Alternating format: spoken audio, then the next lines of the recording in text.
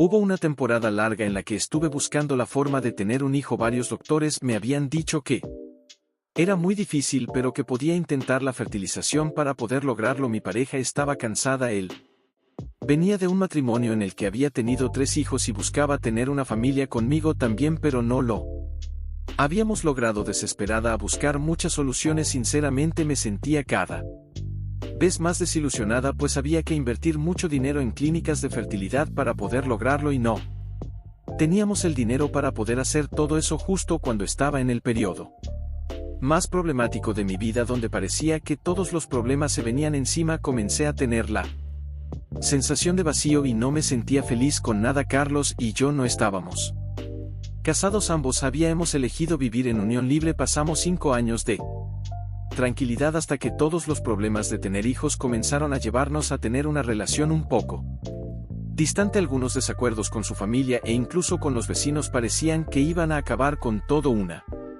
tarde peleamos tan fuerte que terminé llorando y salí de la casa con la idea de jamás regresar. Perdida en mi dolor, me fui caminando sin rumbo. Llegué a una esquina lejana a donde vivía. Quizás caminé unos 30 o 40 minutos. Recuerdo que apenas estaba oscureciendo, así que no debieron de ser más de las 6 de la tarde, y sin saber dónde estaba exactamente miré a todos lados. Ahí vi un anuncio de tarot. Decía que eran lecturas 100% efectivas. Dije en voz alta el número de teléfono que venía en el anuncio pegado al poste. Me regresé a mi casa murmurando en mi interior aquel número. Sí, ya estaba probando cosas extrañas, pues ¿qué podría pasar si probaba una más? Jamás había ido a que me adivinaran la fortuna. Quizás si mi destino era separarme de Carlos por todo lo que estaba pasando, así que con una seguridad que a mí misma me sorprende recordar, llegué a mi casa con el número en la memoria. Cuando entré directamente anoté el número en la libreta de direcciones que tenía al lado del teléfono y dejé que Carlos dijera lo que quisiera, pues ya no me importaba ni sus disculpas. Al día siguiente fingí que estaba enferma. Llamé al trabajo, le dije a mi amiga Norma y engañé a Carlos con que me iba a quedar a dormir en la casa para reponerme. En cuanto vi que todo estaba más tranquilo en la calle, llamé para preguntar si podía ir ese mismo día a una lectura de cartas y sorprendentemente la mujer en la línea me dijo que si escribí la dirección. Rápido me puse lo primero que encontré de ropa y salí a buscar a la mujer.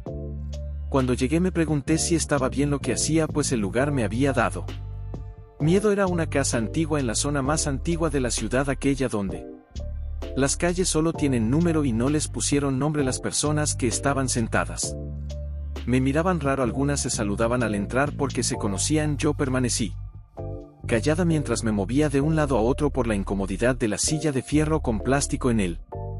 La casa dejaba entrar la luz de manera natural. Había figuras de santos por todas partes, también había ojos turcos por todos lados, y la puerta por la que se ingresaba a la lectura siempre permanecía cerrada. Pasaron 4 horas, al fin fue mi turno. Pasé con miedo, pero me sentí aterrorizada cuando vi el espacio de aquel pequeño cuarto pintado completamente de azul marino. Había solo una mesa en el centro con 2 sillas y en la mesa un mantel de color morado. No había nada más. Al final del cuarto había una puerta pintada de negro que tenía una mano de Fátima dibujada con gis blanco. Al momento de salir, el anterior consultante me dijo que entrara y cerrara la puerta. Cuando entré la mujer no estaba, por eso pude ver con detalle todo el cuarto. Me senté en la silla frente a la que imaginé se sentaba la señora tarotista. Ella llegó desde aquella puerta negra y me sorprendió lo normal que se veía. Traía sandalias, usaba una falda negra con una blusa que asemejaba la piel de un leopardo, usaba lentes, tenía el cabello pintado de rubio y se veía de unos 60 años de edad. Al mirarme sentada y asustada se presentó de nuevo. Me dijo que ella se llamaba Gloria. Me preguntó mi nombre y le contesté con una sensación rara en el cuerpo. Era como si un frío intenso se apoderara de mí desde los pies. Comenzó la sesión y todo era cierto. Me decía sobre mi familia, también me dijo sobre Carlos e incluso me dijo 2 o 3 situaciones que se cumplieron tiempo después con mi hermana. Al final pregunté si podía estar con Carlos o mejor desechaba la idea, pues era más el sufrimiento que comencé a sentir por todo lo que pasaba que la fuerza que tenía para poder mantenernos juntos. Ella sonrió mientras todas sus arrugas se juntaban haciéndole la piel como si fueran surcos de tierra seca y partida. Además no tenía 3 dientes frontales, así que se veía mal aquella sonrisa me dijo que yo podía ayudar a mi hijo a nacer pronto. Me espanté al escucharla y ella me tomó del brazo derecho cuando me hice hacia atrás por la impresión de sus palabras. Me habló con una voz llena de simpatía dulce hasta el hartazgo, pero no podía soltarme de su mano a pesar de la sensación de preocupación que me daba su tono al hablar. Me preguntó si yo quería quedarme con Carlos. Le dije que no estaba segura. Ella me dijo que era mi amor predestinado, pues las cartas lo anunciaban. El problema y mis dudas eran a causa de la brujería que me estaban haciendo. Ella veía en las cartas que era mi suegra la que estaba metiendo su cuchara en la relación para deshacerse de mí, porque no quería que él se quedara sin hijos, ya que la anterior esposa se había mudado de estado llevando a los niños con ella. Le dije que no podía estar segura, que no entendía cómo podía estar haciéndome brujería si yo no veía nada, tampoco sentía nada, y además yo tenía conocimiento de cosas esotéricas. Infantilmente creí que eso era estar segura, o al menos me dejaba lejos de creer en lo que me decía aquella mujer, pero aún así decidí hacer lo que ella me había dicho. Salí de la consulta con la idea de regresar en 4 días. Ella me había dicho que tenía que ir al conde Mezquitán, buscar las tumbas de hasta el final, revisar una que tuviera una marca blanca y revolver la tierra que viera en una de las macetas de cantera que tenía aquella tumba. Me tardé en decidir en ir a buscar. Regresé a mi trabajo normalmente incluso atendí mejor a Carlos para darme tiempo de pensar si eso podría ayudarme a no pensar, a reconciliarme con él. Aquella lectura comenzó a parecer una tontería y además estaba guardando el secreto de aquella visita, así que tampoco podía decirle a Norma lo que estaba pasando para que pudiera aconsejarme. Me armé de valor el mismo día, que ya era el cuarto, un sábado que no se trabajó y en el que tenía que regresar a ver a Gloria para confirmarle lo que me había dicho. A pesar del miedo no perdía nada. Ella había prometido que no me cobraría la siguiente sesión si llegaba a confirmarle lo que le habían revelado las cartas. Llegué al panteón muy llano para que no pudiera verme mucha gente. Me asegurémonos familiar. Encontré una bolsa de plástico bien amarrada que no pasaba de la palma de mi mano. Al abrirla había un papel doblado con algunos cabellos de algo, quizás pelos, no supe bien porque desprendían un aroma tremendo, aceite. También estaba un hilo enredado entre los pelos y ese papel que al desenmarañar un poco pude sacar algunos, porque la sensación de querer vomitar me impedía terminar de desenredar aquello, pero justo cuando miré mi primer nombre en aquel papel solté todo al suelo. No podía llevarme las manos a la cara o al cuerpo por la sensación de suciedad que tenía en las manos, pero comencé a agitarme, a mover las manos, tratando de deshacerme de la sensación de asco que tenía, e inevitablemente alguien alcanzó a verme y escuché que me preguntó qué me pasaba. Le dije que nada. Sin voltearlo a ver, puse las flores justo sobre la cripta con prisa y me fui caminando por donde imaginaba que la salida, dejando tirada aquella bolsa junto con lo que saqué de ella. Nadie me persiguió, salí de ahí llorando. Nadie preguntó nada porque era un panteón. Me fui rumbo a la consulta de Gloria sin avisar a nadie ni decir nada, aunque mi marido sabía que solo iba a salir con una amiga a desayunar. Aquella tarde fue terrible para mi espíritu. Me sentía tan cansada de todo y encima tenía el dolor de saber que la familia de mi esposo había llegado tan lejos para que pudieran separarme de él. Esperé en aquel cuarto de espera lleno de sillas sin par, mirando todo el rato cada santo y símbolo que estaba en las paredes. Le pedía a Dios o a los santos que me ayudaran a salir de aquello. Yo pensaba que no podía existir la maldad, así que los que creían en la brujería eran personas capaces de todo, y ahora sabía que la perversidad estaba en la familia de mi esposo. Le conté todo. Gloria llorando sin contenerme. El eco del cuarto me rebotaba mis quejidos mientras ella intentaba calmarme. Incluso me mandó a traer un té de tila que me tomé sin pensar nada. Ella me dijo que podía hacer lo mínimo ante algo tan maligno como lo de aquella familia. Así fue que me dio 2 velas con diversos colores, casi como un arco iris. Luego me pasó un dije con un pentagrama. Me dijo que me lo regalaba, solo tenía que ponérmelo y no quitármelo para nada como medida de protección. Me fui de ahí incrédula. Pensé que no podía ayudarme solo con darme unas veladoras. Pensé que lo mejor sería ir a la iglesia y pedirle ayuda al padre que me confesara para poder así tomar la comunión y poderme salvar de todo lo que había hecho o pensado, pero contradije todo lo que me proponía hacer al momento que decidí colgarme el dije que me había dado. Llegué a mi casa de forma automática, aunque pensé 1000 formas de pedir ayuda o hacer algo. Incluso me Cruzó la idea de escapar del lado de Carlos, no sabía cómo actuar por primera vez desde que nos habíamos conocido, tuve miedo hasta de él al momento de entrar. Él se levantó del sillón para recibirme, me dijo que estaba demasiado preocupado por mí porque había dejado el celular en la cama, no había caído en cuenta de nada, incluso no había comido algo y fue raro pensar que solo llevé dinero conmigo, aquel exacto para pagar las velas que usaría para limpiar aquella maldición y el dije de protección que me había dado Gloria. Carlos se disculpó por la discusión anterior, yo no sabía por qué sentía todo tan dócil, me sorprendió que pudimos hablar fluidamente, que aquella noche la pasamos bien pues ambos hablamos mucho sobre cómo nos sentíamos, logramos ponernos en cómo íbamos a mejorar la forma en la que estábamos sobrellevando todo el estrés que sentíamos por la búsqueda de un hijo. Al final le dije que no quería hacerlo sentir mal, pero yo estaba reconsiderando si valía la pena mantenernos juntos, pues todos los sinabor que estábamos pasando a causa de las opiniones de los demás me estaban afectando demasiado, y aunque no le mencioné lo que había encontrado en el panteón, sí le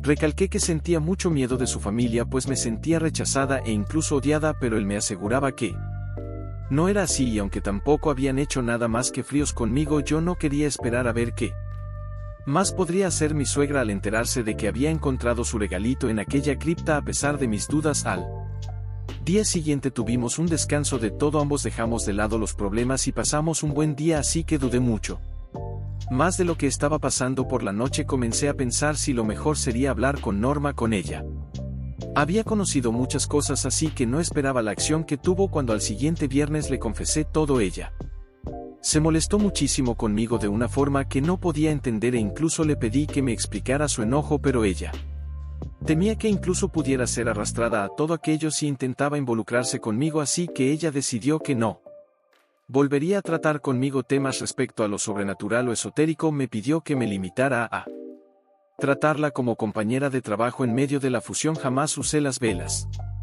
que había comprado y me quité el pentagrama del cuello. Estuve con la idea de orar lo más posible, pidiéndole a Dios que me diera un camino, porque sentía que no encontraba una salida. Sin hacer nada, Carlos y yo pasamos de nuevo a un estado de armonía. Me insistía dejarnos llevar sin pensar en los demás, pues ya no iba a mencionar nada sobre tener hijos para no sentirme presionada. La normalidad de nuestra relación regresó, pero la idea de mis días desapareció, ya que comencé a ser víctima de terrores nocturnos. Primero fueron pesadillas muy vívidas donde soñaba que era perseguida por un hombre que no tenía rostro, que a pesar de que no hablaba yo escuchaba de alguna forma que él quería matarme. Por temor a las pesadillas comencé a padecer insomnio. Intentaba disimular que dormía, y cuando Carlos comenzaba a roncar yo me paraba y me iba a leer o a hacer algo a la sala, esperando a que llegara la madrugada para poder dormir un poco. Si me dormía antes de las 4 de la mañana, me era imposible dormir sin ver a aquel hombre en mis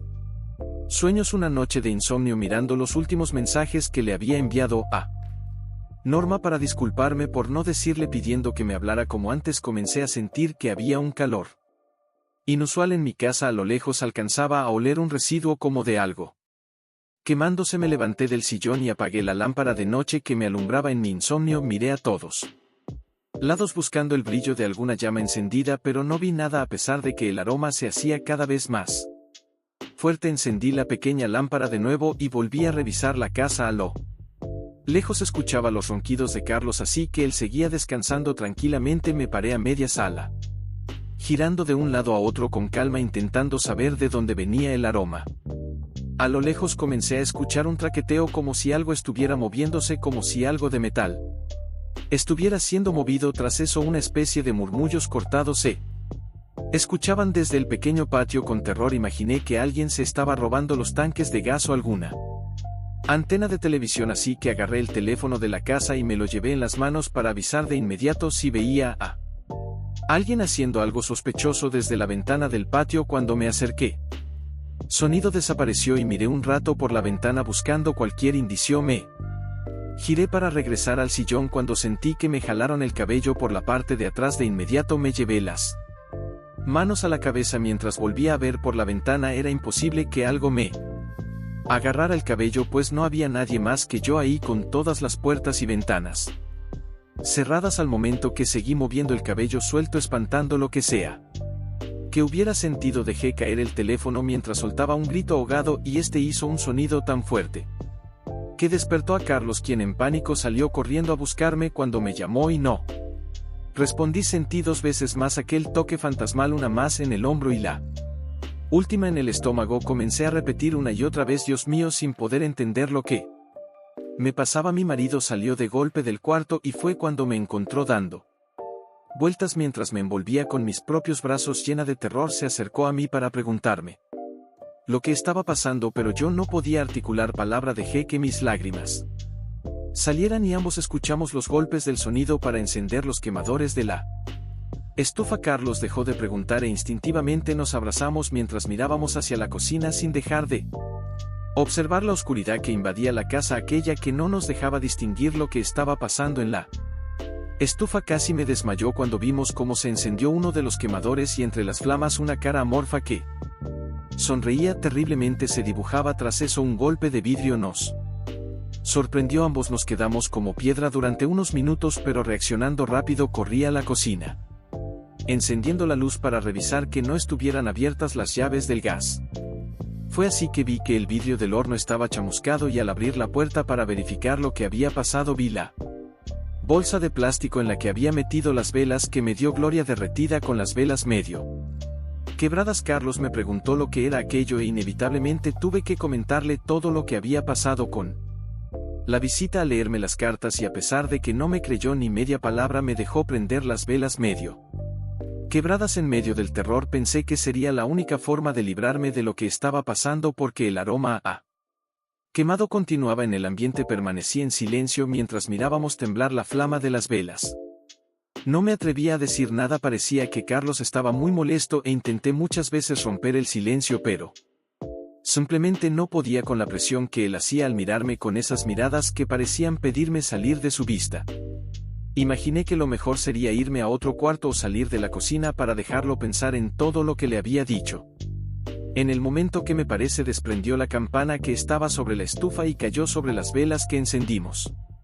Sobre los quemadores. Carlos dio un brinco hacia atrás parándose de la mesa que teníamos para almorzar en la cocina. Luego me miró con cara de terror y me preguntó lo que estaba pasando. Le dije que no sabía. Después se fue hacia mí como loco, siguió insistiendo. Me insistía para que le dijera qué me estaba pasando, pero no sabía qué quería que le contestara, así que simplemente le dije que no me pasaba nada, solo estaba asustada porque tampoco entendía lo que había pasado. Me dijo varias veces que eso no era de lo que estaba hablando y agarró mi camisón y lo puso frente a mis ojos. Había sangre en él, pero no entendía cómo no había sentido ese sangrado. Miré mis piernas e imaginé que podía haber comenzado mi periodo, pero pensé en la fecha del mes e inmediatamente esa idea, pensar en lo que habíamos visto o el por qué se había caído la campana de la cocina, era el menor de nuestros problemas, así que sin decir palabra inmediatamente decidimos ir al hospital, pues poco a poco miraba como las gotas de sangre eran más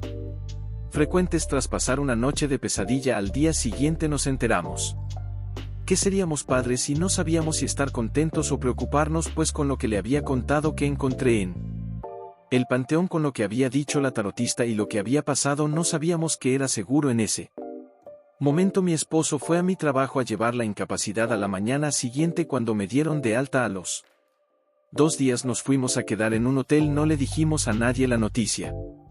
No sabíamos qué hacer, entonces Carlos me pidió que lo llevara a que le leyeran las cartas para saber qué estaba pasando. E increíblemente fui yo la que le dije que estaba loco por creer que eso nos ha ayudar. Me dijo que él ya había visto ese rostro antes, aquel deforme que se había dibujado entre las llamas de la estufa unos días atrás. Él había visto a un hombre deforme mirarlo desde una esquina en el estacionamiento de su trabajo cuando él se echaba en reversa. Increíblemente todo parecía concordar: su visión, mi visita a saber mi fortuna e incluso la coincidencia de tener un hijo pronto. Sí me deshacía del objeto escondido en el cementerio. Ambos estuvimos de acuerdo con ir con Gloria el sábado que él trabajaba mediodía. Yo lo esperaría en el hotel, lista para en cuanto pasara por mí irnos en un taxi para evitar que hiciera esfuerzo. Quisiera decir que nos sentimos mejor al llegar, pero cuando llegamos ya nos estaba esperando la señora Gloria en la entrada. Dijo que ella ya sabía lo que estaba pasando, era como si todo fuera irreal. Ella nos dijo que la mamá de Carlos había hecho un pacto con los restos de los muertos en aquel lugar para poder separarnos porque ella pedía un nieto varón fuera como fuera o fuera con quien fuera. Aquellas palabras nos hicieron sentido a ambos. Él reconocía que su madre tenía prácticas poco normales para una mujer que pasaba todo el día en él templo con su círculo de oración. Además, él sabía que ella frecuentaba a alguien en secreto cada cierto tiempo. Después de esa visita había cambios en la casa como espejos nuevos o tiraba cosas que estaban en perfecto estado. Yo pensaba en la exesposa de Carlos y las 3 niñas que tenían una mala relación con la familia de Carlos. Además, podría ser esa la razón por la que su ex decidiera irse a vivir a otro estado. Gloria nos dijo que ella no podía hacer nada con lo que veníamos cargando, que ella solo ayudaba dando lecturas o algunos utensilios para proteger a sus clientes, pero que si queríamos salir de aquello podía recomendarnos a un amigo suyo, un hombre que se dedicaba a trabajar con ese tipo de cosas tan pesadas, pero que lo hacía desde la luz. Jamás volvimos a contactar a la madre de Carlos. Nos acercamos más a mis padres para pedir un poco de ayuda, pues decidimos mudarnos lo más pronto posible. Comenzamos una larga lucha contra aquel mal y al parecer tras 6 años vamos ganando. Soy víctima de una maldición desde hace 30 años. Ahora vivo solo a merced del espíritu que me atormenta. Sé que mi muerte está cerca, así que no importa ya lo que diga o haga. Al final sé a dónde voy a ir y quién va a venir por mí. Ese niño que me ha estado haciendo miserable la vida, dejándome solo, haciendo que todos piensen que estoy loco, y al finalizar mi tiempo en la tierra va a estar ahí. Incluso alguien me dijo que después de mi muerte va a atormentarme.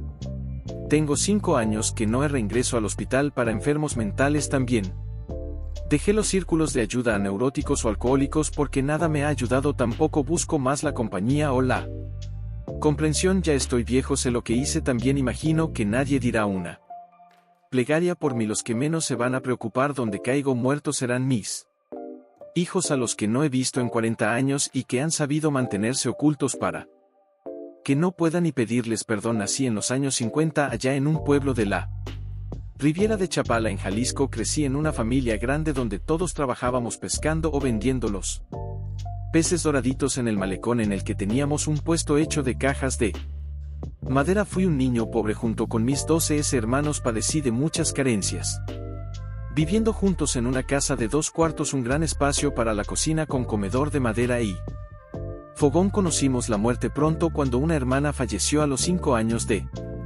escarlatina. Luego de eso mi papá se fue al monte cuando comenzó con los síntomas y nunca regresó. Así conocimos la muerte y el miedo, porque mi mamá se buscó un hombre pronto para vivir con él porque no podía con sus 4 hijos. Al juntarse los 2 alcanzamos a ser 12 hermanos vivos entre todos. No frecuento a ninguno ni viven. El nuevo hombre en la casa fue un desgraciado, no hay otra manera de decirlo, así que casi todos nos fuimos pronto de la casa. No busqué a mis hermanos, solo una vez regresé a esa horrible casa en el año del 83 cuando mi madre mandó una carta para avisar que tenía cáncer. Fui a despedirme, vi a algunos de mis hermanos, pero jamás pedí ni sus direcciones ni sus datos o me interesé si tenían una familia.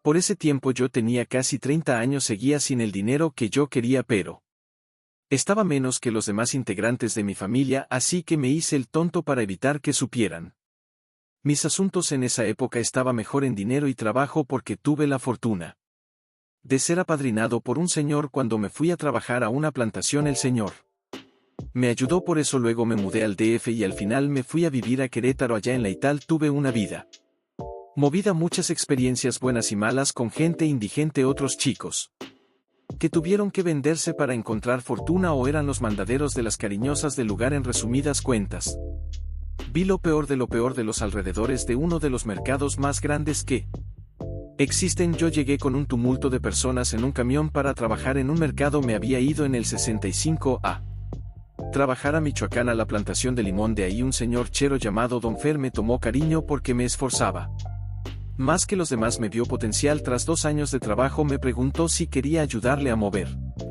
mercancía en el mercado, en el famoso mercado de Sonora. No lo pensé 2 veces.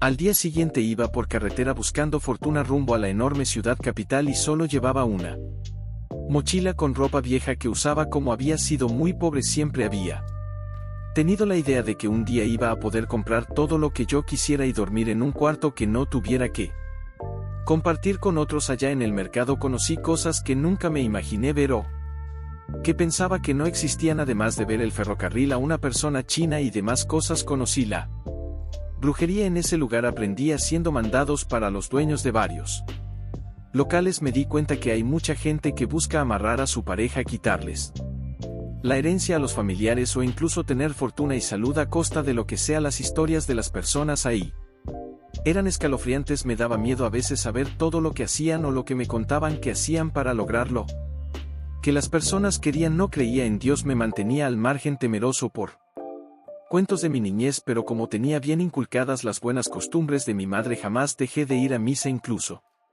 hoy en mi vejez sigo yendo para hablar con mi madre ahí en el mercado. Me hice amigo de doña Merced, una señora que hacía rituales de muchos tipos y que detecté rápido como la señora con más dinero de ahí, así que, como iba buscando ganar buenas propinas, me hice experto en caerle bien a la gente conveniente. Entre ellas estaba Merced. Pasé muchos años trabajando haciendo movidas especiales para mi padrino, manejando camionetas con productos a otros estados, y así me metí por completo en la vida de los mercados, conociendo a innumerable cantidad de gente, enamorado de chicas malas, viviendo como quería al margen de una ley que platicaba con nosotros tras darles algún dinero por sus servicios a mi patrón. Lo malo es que la administración, por decirlo así, cambió. Don Fer murió en condiciones poco claras, sus hijos corrieron a Estados Unidos y me quedé sin trabajo. Por mis contactos logré encontrar un lugar donde viví. Con el poco dinero que me quedó abrí un local de frutas y verduras que decidí poner en Querétaro para salir un poco del radar de muchos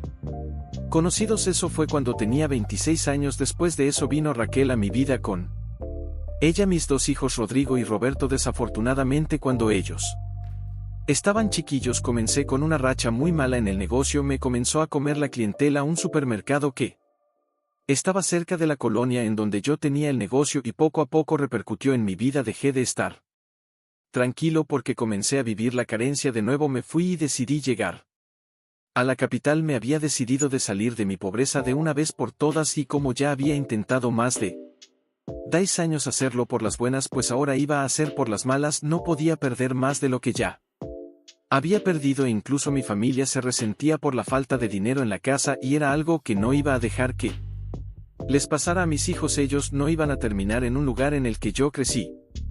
Llegué al mercado de Sonora buscando a la señora Merced, como le decían los conocidos. Me encontré con su hija, que había comenzado a ayudar en el negocio, y tras una breve plática ella me dijo que, por ser amigo de su madre, me iban a recibir en la casa principal. Era un lugar enorme dedicado exclusivamente a hacer trabajos de brujería. Aquella casona tenía corrales con animales para los distintos propósitos. También tenía un espacio de bodega que me dijeron tenía más instrumentos y hierbas para realizar los trabajos. Contra todo lo que la gente puede imaginar, esta casa estaba muy limpia. Solo había cosas distribuidas de forma rara. No había muchas cosas, pero sí tenían un gran sofá para espera de los clientes, a los que nos proporcionaban agua o comida según quisiéramos. Cuando llegó la vieja, venía bien vestida. Me dijo que me había extrañado y comenzamos a platicar del pasado. Tras algunas horas recordando los días del mercado, le dije sin rodeos que necesitaba de sus servicios, que las cosas me estaban yendo mal con mi negocio. Ella estaba dispuesta a ayudarme. Me dijo que incluso me iba a hacer un descuento por ser conocidos cercanos. Me pidió que regresara en una semana después. También me pidió que dejara un hueco en el suelo, uno lo suficientemente grande para meter un jabón. Obedecí sin pensar en nada más que en arreglar mi situación. Tenía fe en aquella mujer, en su dinero y éxito. Más de una persona importante que había visto en la televisión o en el periódico había pasado por los tratamientos de aquella señora. Ella misma me había contado muchas experiencias con políticos o conductores de radio. Convencido en Merced, regresé a la semana siguiente sin importar los problemas con mi esposa. Después de recibir aquella bolsa de terciopelo con la famosa cura para mi negocio salado, me dediqué a trabajar noche y día para recuperar, pero sobre todo aumentar mi riqueza. Tengo que decir que así fue todo.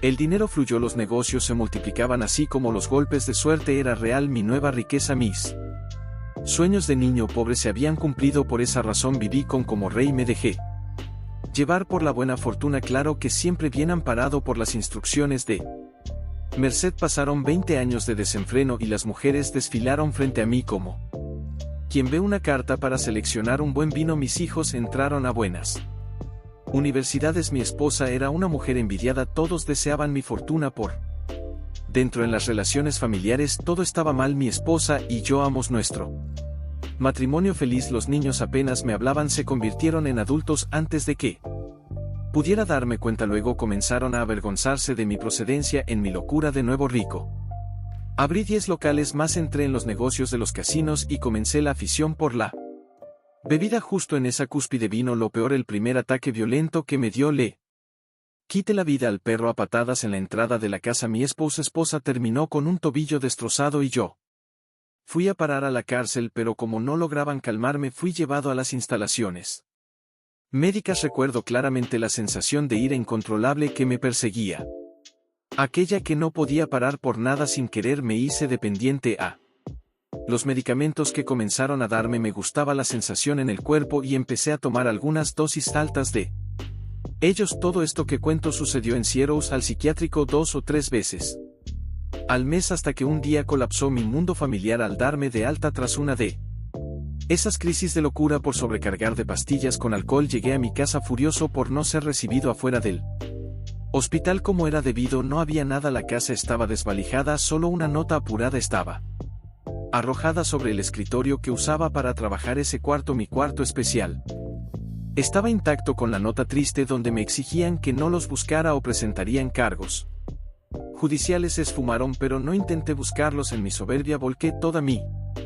desesperación en las fiestas con los supuestos amigos que tenía. Los negocios continuaban bien, mi relación con Merced iba de maravilla. Yo le pasaba su dinero mensual, ella, agradecida, me enviaba telegramas diciéndome que todo iba de acuerdo a las peticiones que ella, convencido de mi inmortalidad, mi riqueza y que el mundo era mío, cometí la imprudencia de fumar dentro del local y las llamas consumieron 3/4 partes de mi local principal en Querétaro. No estaba ni cerca de saber que ese era el inicio de una larga caída, la cual aún sigo sintiendo. Cuando los bomberos apagaron todo vino el trabajo más pesado, y ese era limpiar el lugar. Evidentemente no me iba a encargar de esos burdos trabajos de pobre, así que le dejé todo a un chalán que me había conseguido por ahí en el mercado. Así como Dom me había apadrinado a mí, yo quería hacer mi buena acción por otro pobre mocoso, siguiendo los pasos de ese gran hombre.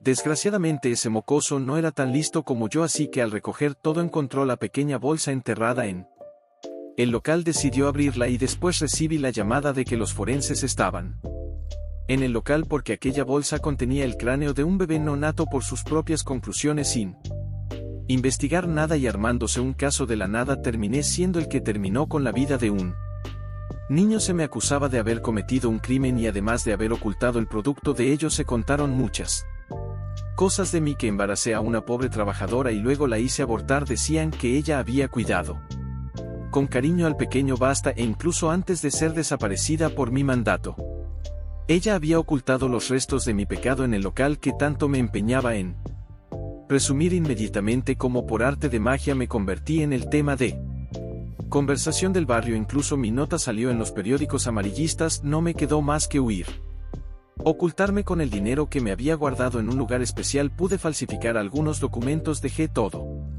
y sin poder cargar más que una pequeña maleta con poca ropa me fugué al único lugar donde no me iban a encontrar fácilmente, y ese era el Distrito Federal. Sería como buscar una aguja en un pajar. Ahí era imposible preguntar de casa en casa hasta dar conmigo, sabiendo que si iba con Merced podía recuperarlo todo. Me las arreglé para contactarla, pero ella no quiso recibirme. Tras una serie de discusiones con su empleada del mercado, pues ya no estaba su hija ahí, me dieron un número del teléfono al cual podía contactarla. Solo una vez me indicaron que debía llamarla a las 4 de la tarde del día siguiente. Ella sabría que era yo. Me tragó la ansiedad todo el día, después toda la noche y la mañana, pero al fin pude hablar con la gran bruja. Al primer timbre ella contestó sin dejarme hablar. Fue rápida y concisa. Me dijo que jamás la buscara o iba a encargarse de desaparecerme. También señaló mi futuro como el peor en que podía haber caído. Me dijo que aquella bolsa sí contenía un pequeño feto, una anima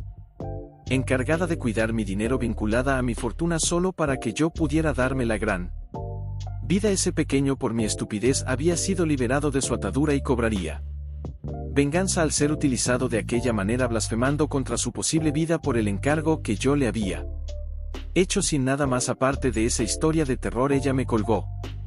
Efectivamente no pude ni acercarme al mercado y comenzó el horror real ese que ni siquiera tú te puedes imaginar porque no lo has podido pensar jamás. Los muertos no perdonan ni menos a los que hacen pactos con el demonio usándolos a ellos. El precio es alto, jamás lo supe.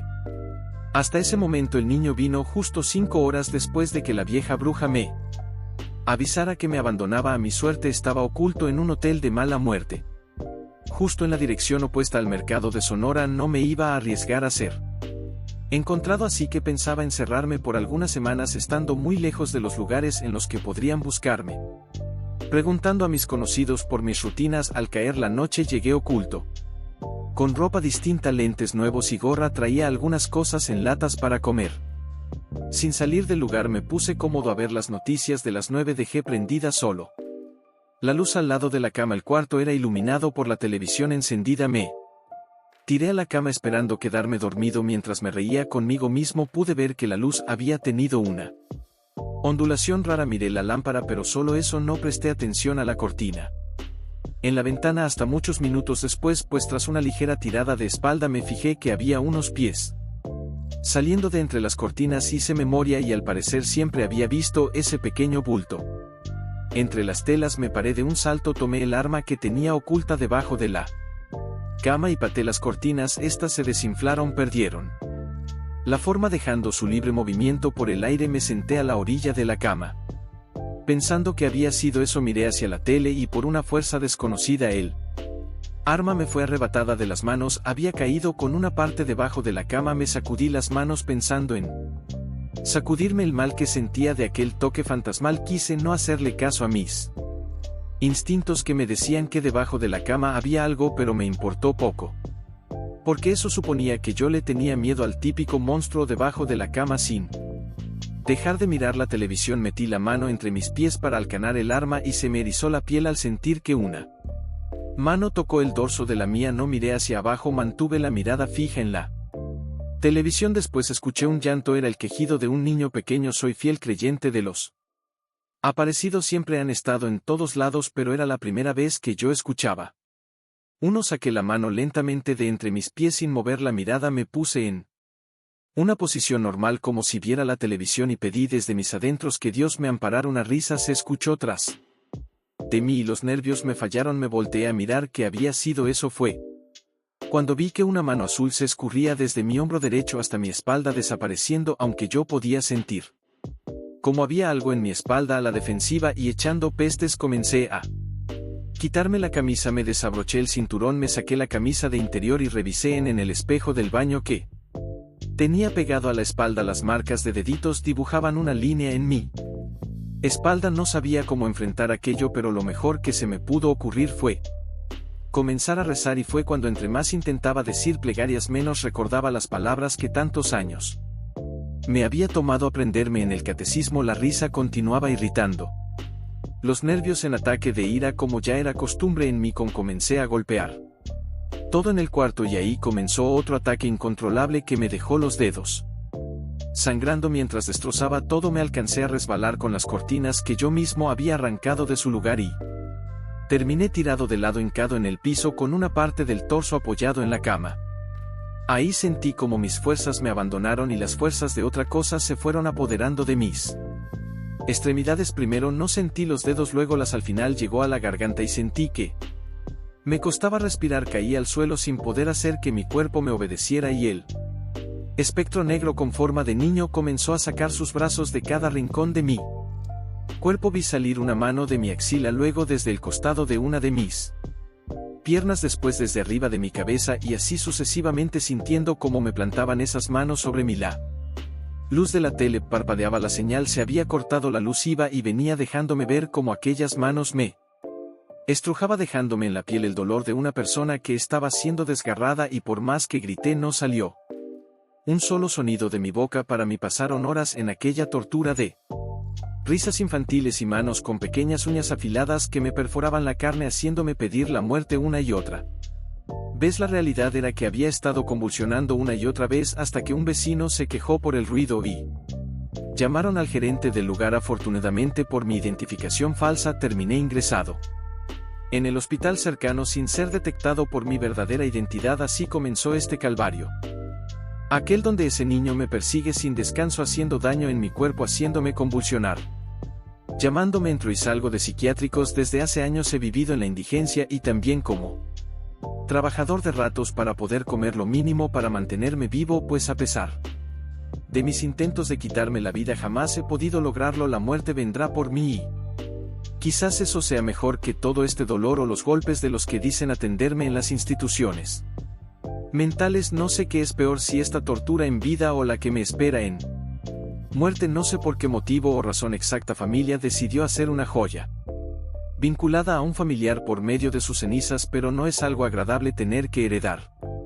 Aquellos sí me preguntan. La historia que yo conozco es que la mamá de mi abuela había decidido hacer cenizas el cuerpo del primogénito fallecido por algo como un cáncer de estómago. El hermano de mi abuela, un joven llamado Enrique Díaz que apenas contaba con 20 años de edad al morir, se había ido rápido y como era el más amado por sus papás, dejó un vacío terrible en la familia, por lo que habían tomado una decisión de mantenerlo con ellos. Cremaron el cuerpo, mandaron a ponerlo en una urna y permaneció muchos años dentro de la casa familiar. Mi abuela Socorro me cuenta que ella vivió normalmente con aquellas cenizas, de igual manera mis 4 tíos, y era como si Quique siguiera siendo parte de todo. Permaneció como 20 años aquella normalidad, no sé cómo llamarlo, hasta que se decidió comprar la cripta familiar donde podría depositarse, ya que mis bisabuelos sabían que pronto podrían estar todos juntos en aquel lugar. Después de esos años de ahorro se mandó a hacer una cripta para todos los miembros de la familia y se puso a mi tío abuelo ahí. Luego lo siguió su padre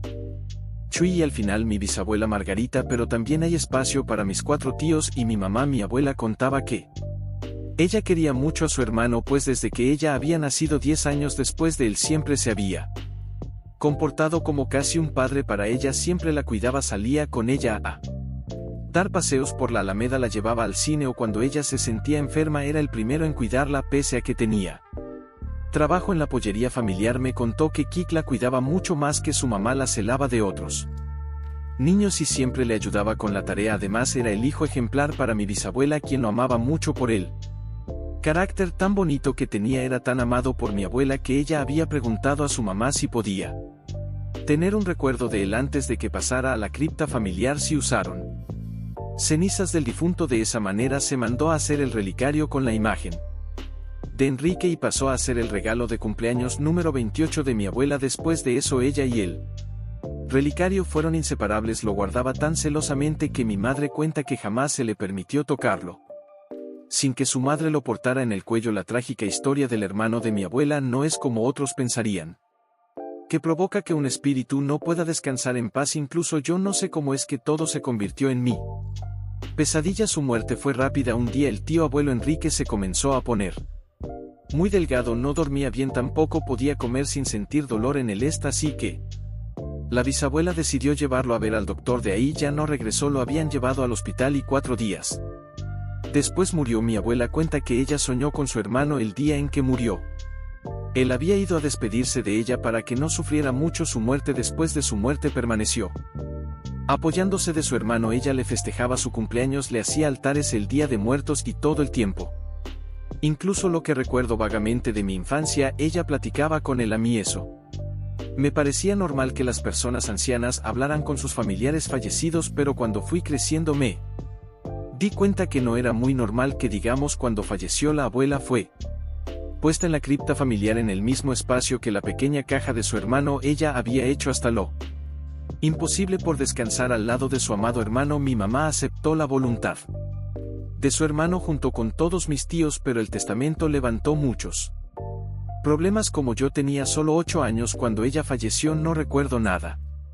Pero mi madre me cuenta que hubo muchas peleas entre ella y sus hermanos Pepe Luis y Chuy, pues no les había gustado el reparto de los bienes, sobre todo el hecho de que ella hubiera heredado el relicario de su madre. Todos en la familia conocíamos las historias de Enrique, las cosas que hacía, algunos cuentos sobre su forma de ser tan Lo guapo que era, también lo inteligente que era, incluso se conservaban unas cartas de él a sus padres donde por sus cumpleaños les escribía versos. A pesar de todo eso, pocos sabían acerca de que él parecía estar penando entre los pasillos de la casa. Mis primos y yo siempre contábamos historias de terror alrededor de la figura del tío abuelo muerto, ya que a pesar de que para nuestros padres era muy normal verlo como casi un santo, a nosotros siempre nos había inspirado terror. En la temporada en que la abuela murió, el relicario pasó a estar en una caja en el centro de la sala de la casa de mis bisabuelos, en lo que se deslinda por medio de abogados cómo se repartiría la herencia. Ahí vivía mi tío Chuy con su esposa Alma, pues ellos se habían hecho cargo de mis abuelos años antes de que fallecieran mis primas Luisa y Adriana. Vivían ahí junto con Clara, la hija de mi tío Pepe. Entonces comenzaron a contarnos las primeras historias sobre el relicario maldito. Como Clara era la más grande, habría de tener unos 12 o 13 años en ese tiempo. Luego seguía Adriana de 11 años y Luisa con 10 años, la misma edad que yo. Ellas me contaban que en la noche, cuando salía del baño, veían a un hombre sentado en la mesa donde estaba la caja del relicario. La primera vez que lo habían visto fue un día que Luisa se despertó en la hada y fue a buscar agua. Al pasar por el pasillo a la cocina, miró por casualidad directo al centro de la sala. Ahí vio que había algo grande en la mesa, como una sombra, pero no esperó a confirmar lo que era y se puso a gritar mientras corría al cuarto de mis tíos. La segunda vez que lo habían visto había sido el día de Todos los Santos. Clara se desmayó cuando miró al hombre delgado parado al lado de ella. Viéndola dormir, ella se despertó de un pequeño sueño de descanso. Tras terminar de ayudar en la casa, sintió que alguien estaba parada al lado de ella y cuando abrió los ojos encontró a la figura completamente negra de un hombre. Sus ojos estaban completamente negros, pues parecía que solo estaban sus cuencos vacíos, sin expresión o labios en aquella cara. Los cuentos siguieron. Después nacieron Chi, Carlos, Pedro y Alfonso, que comenzaron a tener terror por las historias que todas contábamos sobre la casa de los abuelos. Como eran los más pequeños, mientras nosotros vivíamos una infancia normal, nuestros padres no se llevaban bien entre ellos, especialmente Alma, la esposa de mi tío Chuy, pues ella acusaba a mi mamá de haberse querido robar el relicario más de una vez. Hasta apenas unos meses supe lo que pasaba con la herencia. Resulta que ese relicario había sido hecho de plata pura con terminaciones en oro, y además adentro tenía un poco de cenizas de Enrique acompañado de un trozo del cabello de mi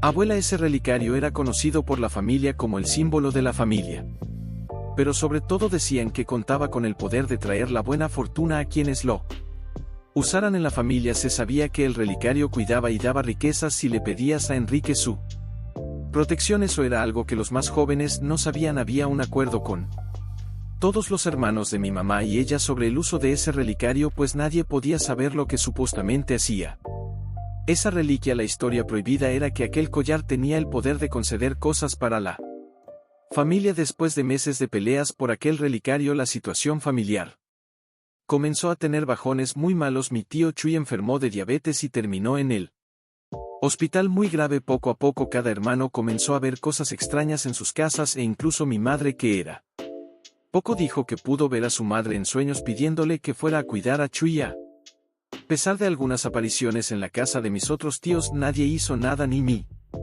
mamá quiso hacer nada por la enemistad que había surgido con mi tía Alma. Las peleas familiares incrementaban. Veíamos con miedo Clara y yo cómo los reclamos subían de tono. Por eso aprendimos a llevar a los niños a otro lugar para que no vieran la discusión. Una tarde en la que estábamos todos reunidos porque mi tía Alma les había llamado para pedirles ayuda en los cuidados de mi tío, pronto comenzaron a discutir y decidimos Clara y yo tomar a todos los niños para ir a encerrarnos a uno de los cuartos para ver televisión. Al momento de tomar de las manos a Pedro, inmediatamente se puso a llorar. Todos los otros niños comenzaron a gritar y se arrojaron a los brazos de Clara. No supe qué pasó, pero sentí como comenzó a gotearme sangre de la nariz.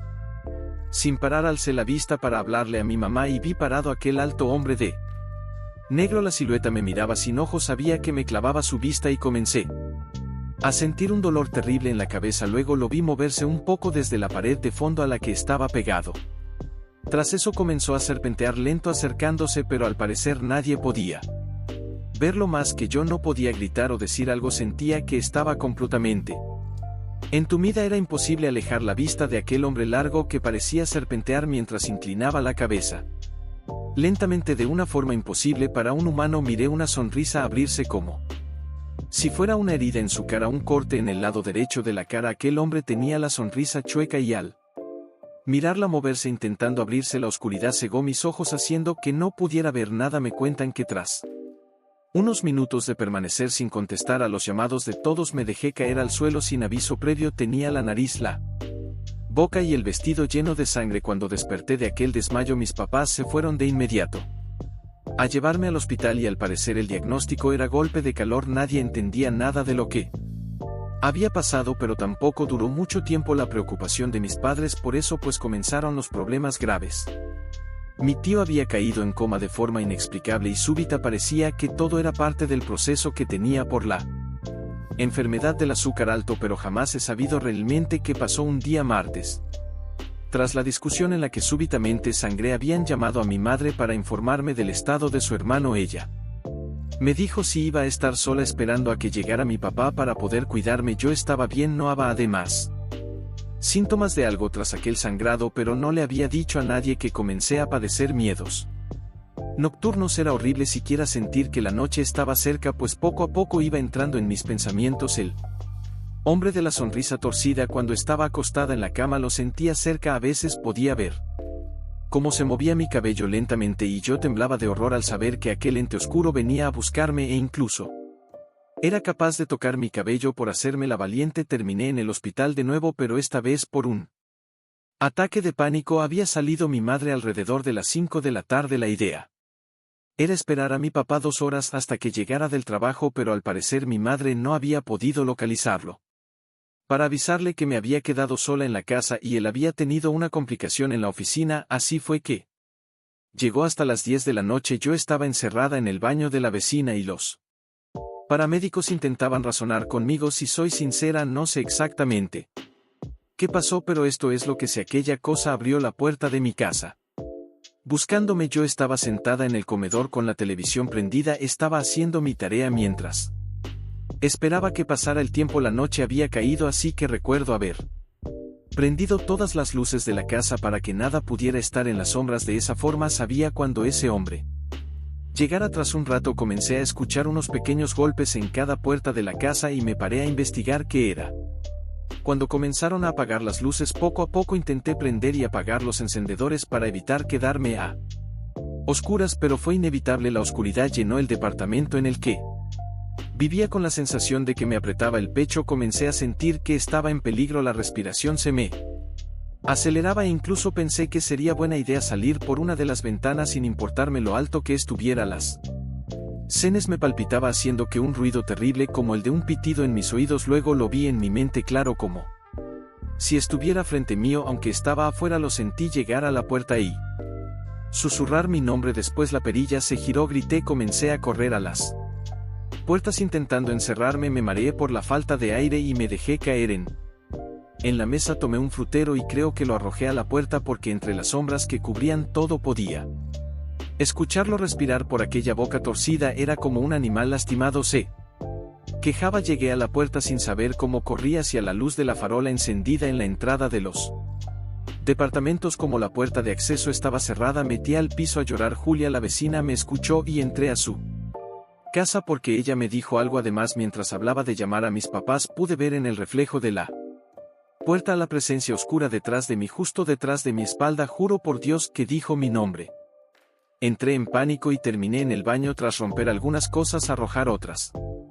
Después comencé a sentir como la sangre goteaba de mi nariz, por lo que fui al baño. Lo demás es confuso. Abrieron la puerta en algún momento y yo estaba aferrada a la taza del baño con la sensación de que iba a morir. Los paramédicos les dijeron a mis padres que por el ataque había sangrado de la nariz porque mis vasos sanguíneos eran muy delgados en esa zona. Evidentemente me dieron de alta pronto con la nota médica que me refería a un psicólogo. Cuando íbamos llegando a las puertas de la torre de departamentos, mi papá volteó al departamento. Me dijo que había dejado todas las luces prendidas y en ese momento dio un salto hacia atrás. Había visto como un hombre completamente negro como una sombra nos miraba entrar a la torre. Le dijo a mi mamá que algo Estaba pasando pues no pudo verle los ojos, tampoco facciones reconocibles, era como una sombra profundamente negra mirando escondido entre las cortinas. Mi mamá pensó que la preocupación le estaba haciendo ver visiones a mi papá y mientras lo regañaba por ser tan sugestionable. Subimos al departamento, ahí solo nos esperaba lo inexplicable, nadie se explica cómo ni siquiera los policías a los que llamaron mis padres para alertar de un posible robo. El departamento tenía huellas en todas partes hechas como con lodo o tierra, estaban tiradas algunas fotos familiares, 2 cajones estaban abiertos y algún dinero estaba tirado en el suelo lleno de cabello. Lo peor estaba en mi cuarto, ahí había señales de que algo se había que. Las cenizas estaban por todos lados y la cama estaba cubierta de manos, unas enormes manos con uñas largas. Mi cama estaba cubierta de un cobertor de esos que son de tela polar. Las que son muy suaves al tacto y que puedes dejar marcados tus dedos cuando pasas las manos por entre la tela, pues parecen miles de pelitos los que la cubren, como era un color rosa oscuro. Aquella cobija se podían ver claramente aquellas garras. Tengo que admitir que las rodillas me temblaron cuando los policías me culparon, pensaron que había tenido un arranque adolescente y por eso había planeado aquello, ejecutando la idea de cómo lo hice ni cuando, porque no cuadraban los tiempos en la historia de los vecinos. Ellos aseguraron escuchar ruidos en el departamento después de que la ambulancia me llevó a los servicios de urgencias, pero los policías se negaban a entender eso. Tras esa noche de terror, ninguno nos quisimos quedar en el cuarto y nos fuimos a la casa de mi tío Alfonso. Ahí el niño más pequeño me dijo que él también podía ver al hombre sonriente llorando. Me dijo que por favor no lo llevara a su casa de nuevo. Mi mamá escuchó aquello y asustada me preguntó más detalles del hombre. Le conté de la primera vez que lo habíamos visto en la casa de la abuela y de cómo nos había asustado antes. Luego le dije del día que lo vi cuando me sangró la nariz, así como las terribles pesadillas que había tenido después de aquel día. Afortunadamente mis papás decidieron creer lo que decía y en lugar de comenzar a ver a dónde me iban a llevar para arreglarme la mente, fuimos a la casa de la abuela a hablar con la tía Alma. Al llegar no estaba, así que nos quedamos esperando poder verla. Mi mamá la contactó por teléfono y le pidió que fuera a la casa porque tenían que hablar de algunas cosas que habían pasado para evitar que mi tío se quedara solo.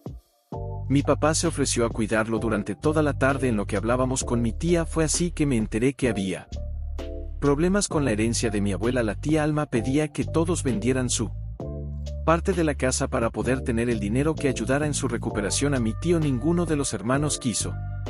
Ahora mi madre le estaba preguntando a quién había mandado a asustarnos a la casa para convencernos de venderla parte que le correspondía. Cabe mencionar que la tía Alma podría haber tenido una pequeña cantidad de dinero guardada, pero al parecer no la tocaba para nada, o eso me contó mi padre a escondidas. Una vez yo estaba sentada en el sillón mientras ellas discutían a lo lejos. Mis primas miraban la discusión escondidas en la puerta de la cocina y aunque me hacían señas de que fuera con ellas, no podía despegarme de aquel lugar. Las palabras se transformaron en gritos, los forcejeos. Mi tía Alma acusaba de ladrona a mi mamá por haberse llevado el relicario de la abuela. Ella le dijo que no había hecho eso. Mi tía le decía que entonces dónde estaba, porque tenía rato desaparecido y les estaba yendo muy bien a mis padres económicamente. Ella creía realmente que aquel relicario poseía el poder de proteger a la familia y quería que su marido lo usara para salvarse de la muerte. Los forcejeos continuaron en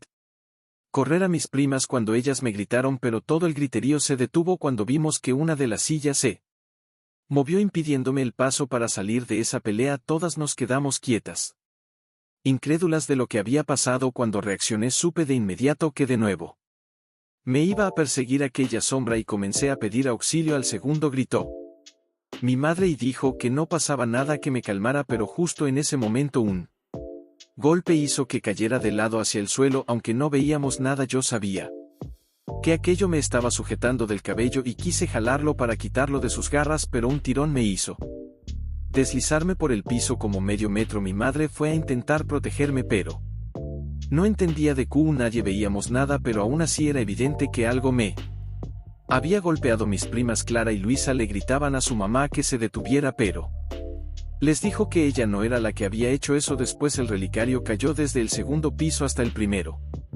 quedando cerca de donde estábamos mi madre y yo. Sentí tanto miedo aunado a Una sensación de desesperación y creó mi mente colapsó y por eso me desmayé cuando desperté. Habían pasado 2 días. Estaba en una cama de hospital con mi papá al lado de mí. Le pregunté lo que le había pasado a mi mamá. Le pregunté de la sombra y de mis primas. Él me abrazó para tranquilizarme. Me dijo que todo iba a estar bien, pero que de ese momento en adelante jamás iba a volver a tener contacto con la familia de mi madre. Desde ese día no volví a ver al hombre de la sombra. Mi madre me dijo que había hecho algo tan malo mi tía Alma que involucraba las propias cenizas de mi difunto tío abuelo. Al parecer ella había hecho algo o mandado a hacer algo con un brujo que tenía fama de resolver todo e incluso dar muerte a los amigos del que pudiera pagarlo. Como pensaba que mi madre era la culpable de que ninguno de los hermanos quisiera vender su parte de la casa, decidió que iba a vengarse de ella fuera como fuera. Después de este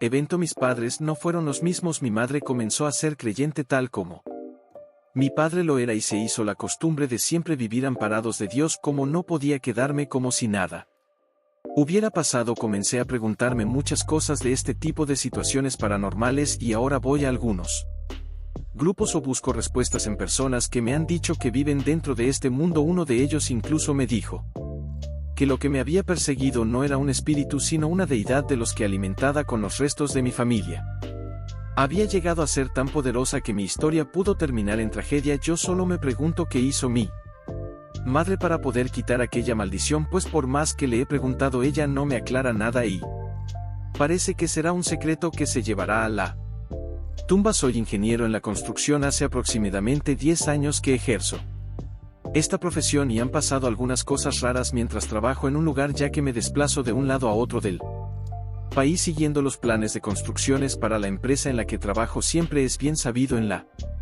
obra que salen los sobre fantasmas o situaciones paranormales que aparecen en los lugares en los que se construye o remodela. No es que no crea en esas cosas, simplemente pasan algunas situaciones a las que no les puedo dar una explicación y he decidido dejar que las cosas sigan su curso. Claro que siempre busco la verdad, investigo un poco o reviso el lugar para saber que no esté pasando algo raro, que personas vivas estén haciendo para entorpecer un proyecto o cosas por el estilo. Y aunque he visto todo tipo de problemas en las obras, desde fraudes hasta espectros, jamás nada me ha provocado tanto miedo como lo que me sucedió en una ciudad al sur del país, un lugar de pocos habitantes comparado con Ciudad de México, que es donde viví y crecí hasta poco antes de graduarme de la universidad. Ese fue el segundo trabajo que iba a realizar y el primero al que me habían mandado externo a mi estado natal. No puse pelos a pesar de que la paga no era tan buena. Buscaba hacer experiencia lo más pronto posible para poder encontrar un buen puesto. Mi pasión siempre había sido la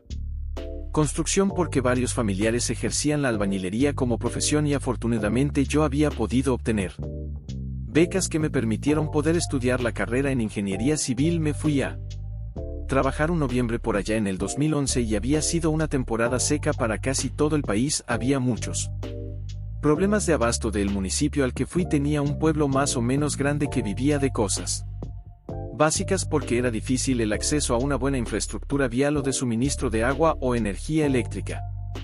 Además, tengo que aceptar que incluso era difícil el acceso a la salud de muchos de los pobladores que vivían en tal pobreza. Me dio lástima al verlos en sus pequeños jacales hechos de lo que pudieran encontrar. Llegué ahí por un proyecto de varias fases para la modelación de ciertas instalaciones más el anexo de otras para el mantenimiento de una represa. Desde el momento que llegamos vi como había mantas desplegadas en algunos puntos del pueblo que buscaban que cesara en la construcción. Al llegar no fuimos bienvenidos. Básicamente no podíamos ni acercarnos cómodamente al pueblo porque las personas comenzaban a cuestionarnos sobre lo que íbamos a hacer y si estábamos conscientes de lo que significaba lo que hacíamos. El arquitecto Mora me dio algunos detalles de cómo tendría que lidiar con todo aquello. Como asistente de la obra, el ingeniero civil a cargo sería Rosas, un señor que me había entrevistado personalmente para darme el puesto y el que me había llevado a la obra de unos restaurantes dentro de la ciudad solo para probar mis conocimientos. Primero había llegado Mora a revisar algunas cosas, así que estaba más informado de la situación con los locales. Ellos no estaban de acuerdo a pesar de que su presidente municipal hacía todo lo posible por facilitarnos las cosas. Lo normal, dijo Mora, los locales no quieren que se hagan cosas Sus tierras están acostumbrados a vivir en el siglo pasado y les da miedo lo que pueda pasar ahora que se amplíe el proyecto. Tras muchos años de estar poniéndole trabas, en aquella época ya se habían quedado sin el agua necesaria para varios cultivos, así que aceptarían la terminación del proyecto de la represa y la infraestructura que habían contemplado las autoridades para que todo el pueblo tuviera una vida más moderna. Al principio estuve del lado del Mora. Era evidente que las personas eran ignorantes y no veían las cosas del progreso de manera agradable, ya que muchos de ellos eran pertenecientes a algunos grupos indígenas que eran famosos en la zona por proteger sus espacios verdes. Con el pasar del tiempo tengo otra idea sobre estas cosas, pero sobre todo de esas personas que se vinculan a la tierra en una forma que jamás he visto en otras gentes. A pesar de que he tenido la posibilidad de viajar bastante después del primer mes de trabajo, todo parecía acomodarse de manera que nos permitía trabajar el clima, e incluso los pobladores se replegaron. También eran bien protegidas las instalaciones para evitar que alguien ajeno entrara a intentar comenzar una protesta pacífica, amarrándolo o poniéndose al movimiento de la maquinaria. Como había pasado años atrás, la construcción comenzó a perder su energía de arranque cuando los trabajadores comenzaron a presentar quejas. Decían que la seguridad no había evitado que se metieran personas a la zona y ellos escuchaban cómo estaban ocultos entre los materiales o los árboles. Decían que eso era muy peligroso y no se iban a arriesgar a ir a la cárcel por algún cristiano que sufriera un accidente por error, que traducido a las acciones que tomaban algunas veces era no detener a nadie que hiciera algo peligroso, como arrojarse a las zonas bajas en construcción. Tras este problema, los trabajos se detenían mientras llegaba el personal de vigilancia a revisar la zona. Rosa se estaba hartando de tener que estar al pendiente de los lugareños, así que se decidió que la obra continuaría unas semanas con turnos dobles. La fecha de entrega no podía ser extendida porque eso le costaría un buen dinero que no estaba dispuesto a sacrificar por un montón de personas ignorantes. Yo no pensaba eso, pero era lo que siempre me repetía al momento de excusarse por estar hablando con puras malas palabras o blasfemando a causa de los corajes que pasaba provenientes de las trabas que le ponían esos detalles para hacer su trabajo. Él siempre se disculpaba conmigo respecto a su lenguaje porque sabía que yo no podía hablar de esa manera. Mi madre fallecida me había inculcado eso desde pequeño, y como ella falleció pronto, conservé un buen lenguaje para honrarla. De ahí en más, Rosas me trataba como una herramienta incansable. Las jornadas dobles implicaban que yo no durmiera casi nada a causa de la supervisión. Él se iba a descansar a la estación de trabajo. También desaparecía Mora, que incluso duraba días sin regresar del pueblo atendiendo otros asuntos, o eso decía él. Era así que me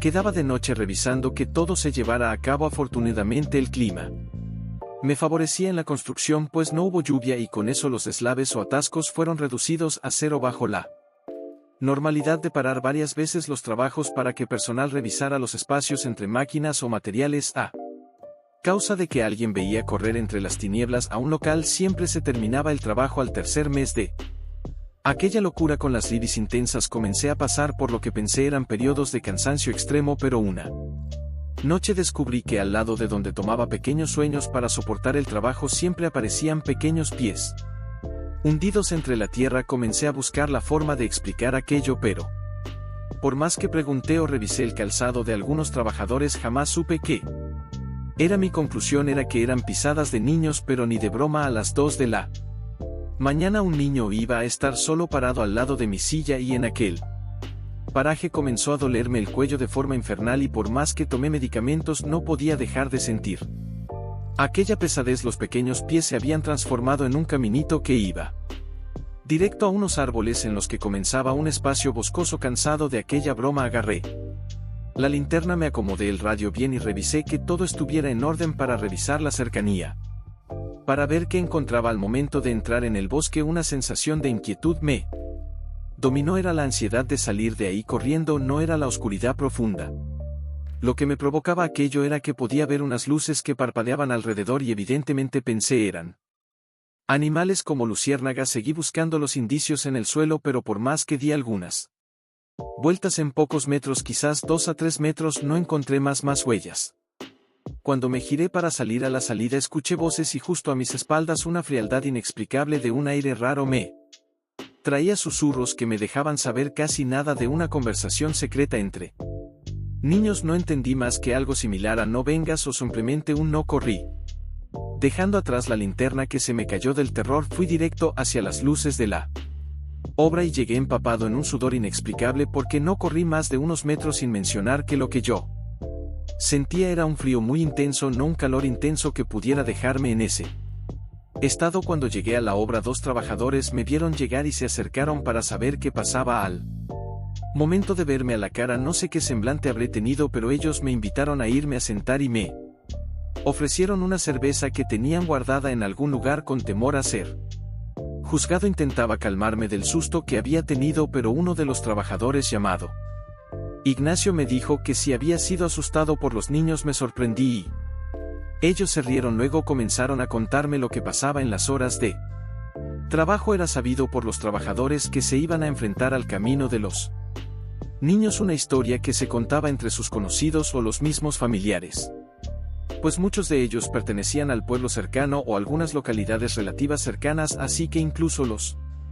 nativos conocían las historias. Como la paga era buena, habían decidido ignorar las leyendas o cuentos para trabajar, aunque muchos de ellos creían en rituales o amuletos de protección para poder alejar o calmar a los niños y de esa manera los dejaran trabajar. Ellos trabajaban en los lugares seguros porque al parecer había un lugar que, aunque hicieran lo que hicieran, no permitían que trabajaran en él. Las cosas paranormales o las creencias de ciertas criaturas diabólicas. Ese era el viejo edificio a remodelar que estaba pasando. Aquellos árboles donde me adentré, ese espacio desperdiciado, había pertenecido a la vieja obra de la represa y ahora iba a ser aprovechado como puesto de vigilancia para el área.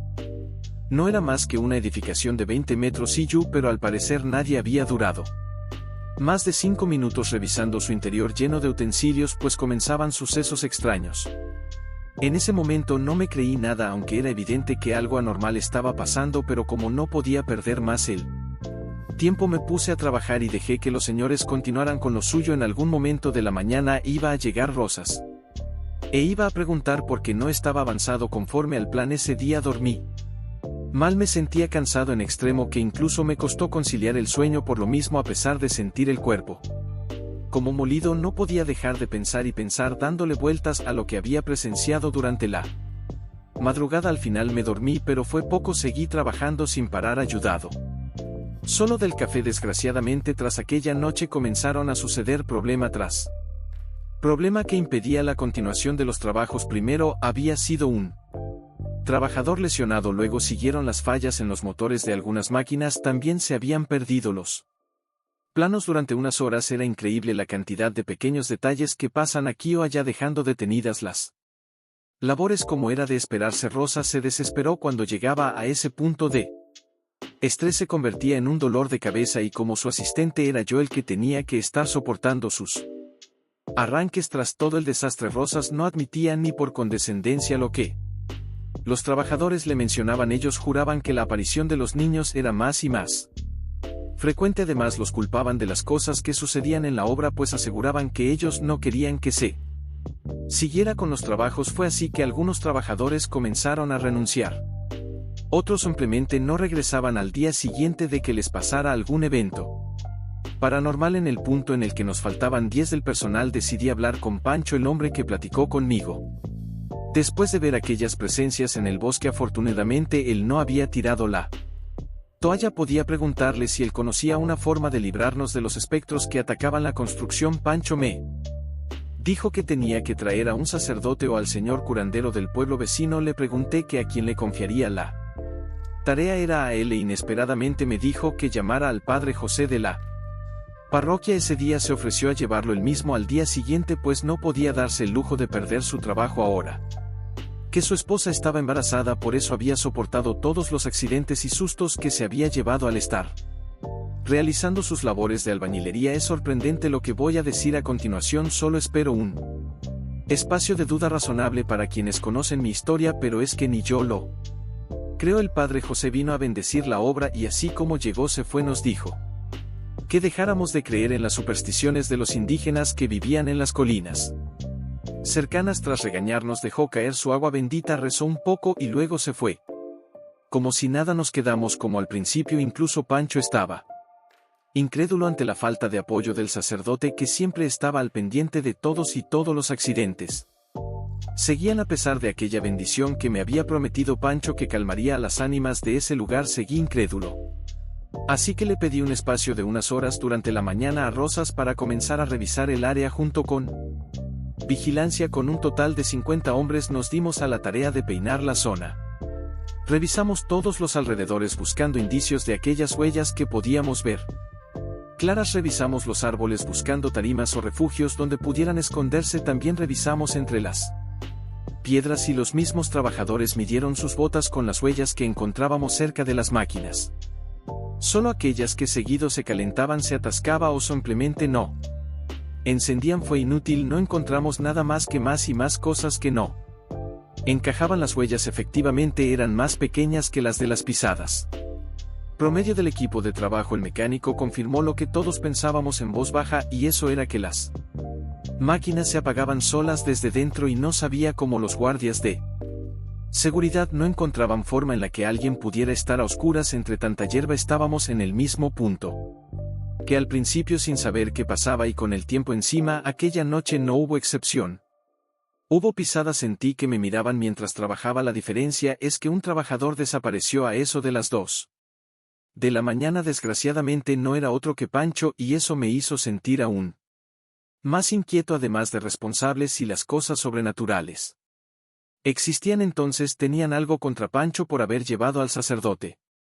Separaron los trabajos y tuvimos que esperar a que los guardias buscaran al desaparecido, pues solo ellos tenían el equipo para la búsqueda. Desafortunadamente llegó la mañana y no lo encontraron. Aquello se volvió una pesadilla. Mora y Rosas estaban todo el día discutiendo con las autoridades locales que habían parado todo hasta encontrar a trabajador. Yo estaba preocupado por aquel hombre al que le había agarrado confianza e incluso podría decir que cariño. Hablé con sus compañeros y todos estaban esperando a que reanudara el asunto para pedir su dinero. Querían irse, no iban a arriesgarse a desaparecer.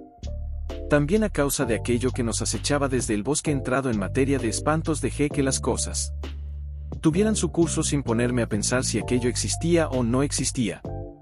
A menos que nos drogara todos en la obra para alucinar con los niños, era imposible tener tanta consistencia entre todas las historias fantasmales del bosque. Fue por eso que, sin pensarlo 2 veces, me fui con el par de hermanos Aguilar, personal de la obra que eran cercanos a Pancho y que buscaban encontrarlo pronto antes de que pasara algo peor, pues pensaban que los niños se los habían llevado. Fuimos con el curandero del otro pueblo. Eso estaba a 2 horas del punto en el que nos encontrábamos, y fue toda una experiencia conocer a aquel anciano rodeado de un aura de misterio. En aquella casa a las afueras de la comunidad, en las paredes estaban colgadas plantas para secarse. Tenía tarros infinitos con nombres de preparados. Al centro tenía una mesa donde trataba a los que llegaban buscando sus remedios. Le comentamos el problema y él nos miró con sus ojos nublados por una pequeña tela gris que parecía pose. Era tan anciano que sus ojos se veían así que sus arrugas llenaban de extrañeza sus expresiones. Nos dijo que él no podía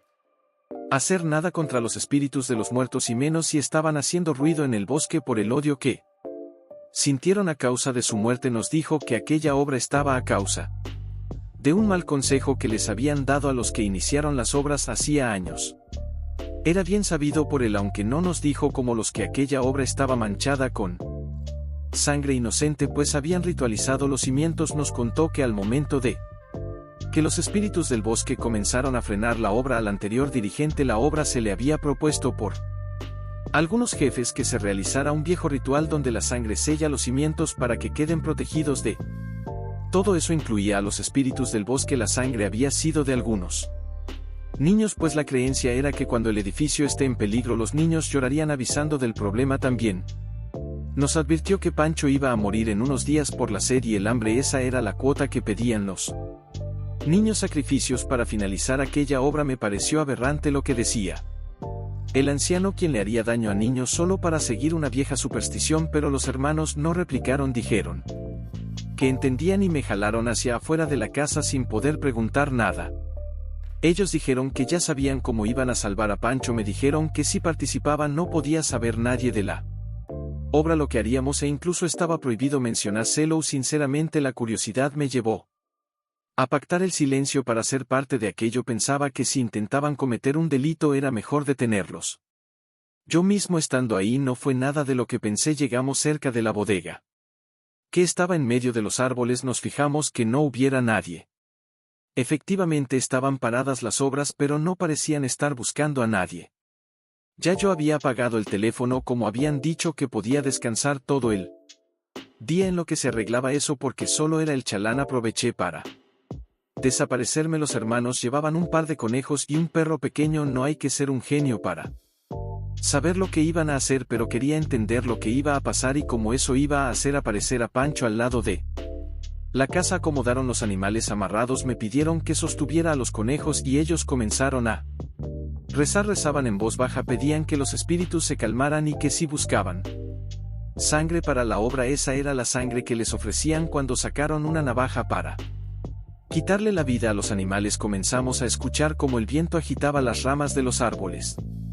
Aquellos susurros de naturaleza se convertían en susurros de niños. Miré a todos lados. La noche ya había caído y como aquella vez no veía nada. La luz que sostenías para ver a los animales era lo único que nos dejaba ver algo entre la oscuridad. Distinguía de forma sobrenatural unas siluetas que nos hacían círculos. Creo que nos miraban. Los hermanos comenzaron a picar en el cuello a los animales para que tiraran su sangre al suelo y una sensación incómoda me invadió. Sentí náuseas y me alejé a vomitar en la oscuridad. Cuando terminé, frente a mí estaba una pequeña cara completamente negra con grandes ojos parecidos a canicas brillosas sin humanidad. El niño me miraba agazapado como un animal. Grité y los hermanos me llamaron diciéndome que me callara. Luego uno de ellos gritó y comenzó una persecución. Entre los sonidos del crujir en el suelo huía pisadas grandes de los Aguilar, pero también pequeñas, y entre ellas, iluminado brevemente por las linternas en las manos de mis compañeros en huida, alcancé a ver a un pequeño niño